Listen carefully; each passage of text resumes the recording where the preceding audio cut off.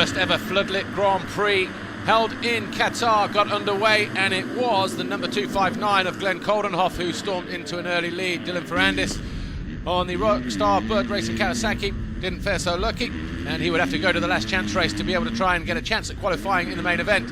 But meanwhile, Jeffrey Hurlings, who started around about third position on the opening lap, found a way to close in on the rear of 259 Coldenhoff, and then found a way through with this pass at the start of lap 3. Once there, Jeffrey Hurlings never looked back. Unlike this guy, 737, Valentin Tellier, who won the qualifying race on Friday. He found himself in third, going out with some problems with the front end. And also struggling with the front end was the 911 of Jordi Tixier, challenging Mel Pocock, 8th position in the early stages of the race.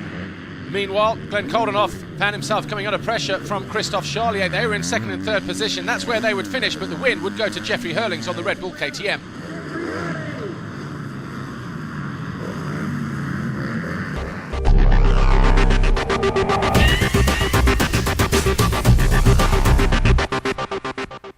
In MX1 race 1, Evgeny Bobashev tried to get a hole shot from the inside, but there was a bit of bar banging action going on between him and Ken Dodajka. Instead, it was a 22 of Kevin Strybos on the Rockstar Energy Suzuki that stormed into the lead and would stay there for 6 laps. He came under pressure though from Bobashev, Ken Dodajka, Clément Desalle, Tommy Searle and Gauthier Paulin.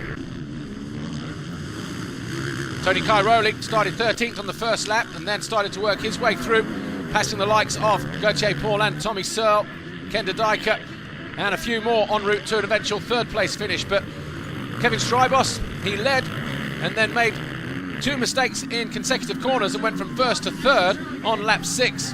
And he found himself in a bit of a battle then trying to hold on to a top 5 position. This was the moment Ken Dodajka found himself coming under pressure and passed for the lead by Clément Desalle. And Gauthier Paulin, who started in 7th, had an up and down race, eventually coming home in 4th place. Tony Cairoli made this move on Evgeny Bobashev to storm into 4th position, but it was a win for Clément Desalle.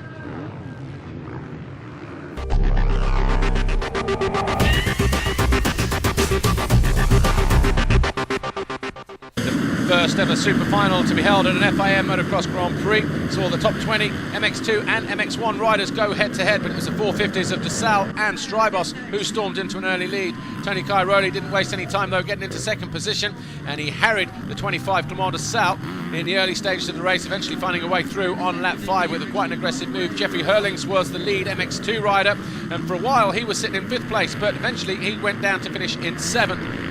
Behind Kevin Strybos, he had a little bit of action going on behind him because he got Gauthier Paulin, Tommy Searle, Jeffrey Hurlings and David Philipparts to keep him company. But Tony Cairoli, once he got onto the rear wheel of Clément Desalle, he just applied the pressure and eventually on lap 5 would find a way through into the lead. Ken Dodajka and David Philipparts, they were having their own little battle, and that would settle the battle for 8th place. Dodajka eventually finishing in 8th. Gauthier Paulin on the Kawasaki, he worked hard throughout the whole moto, and he came home an eventual 3rd place, but it was Jeffrey Hurlings in MX2 who came home in 7th position in the moto, but he was an MX2 race winner, and that would help him to pick up a double MX2 score. But Gauthier Paulin was charging hard, finding a way past Evgeny Bobashev and eventually into 3rd place. Desalle was 2nd, Cairoli was the super final winner.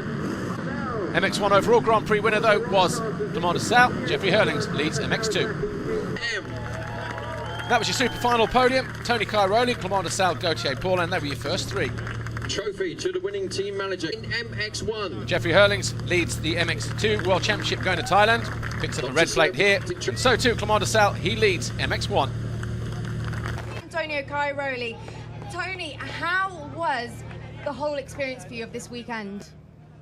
Yeah, overall it was good. I mean, the track was nice and the preparation was these people here work really hard. Only short time they build up such a great circuit, and I'm glad to win, to be the first final winner. So prova, yes, and I think it's nice. Only a little bit disappointed for the first race, but overall I'm happy and good, looking forward for the next race.